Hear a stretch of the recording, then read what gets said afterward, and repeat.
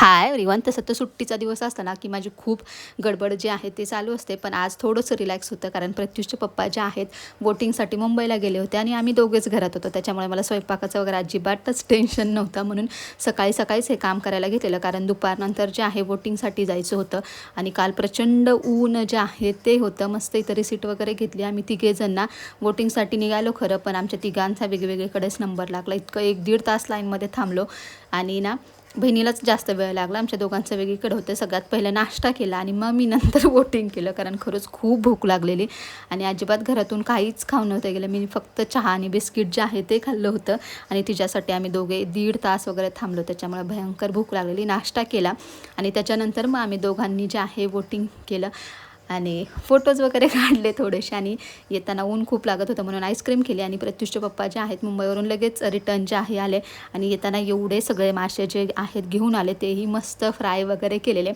तर चला, असा होता आजचा मिनी ब्लॉग. चॅनलवर नवीन असाल तर प्लीज सबस्क्राईब करायला अजिबात विसरू नका. बाय, भेटूया नेक्स्ट व्हिडिओमध्ये.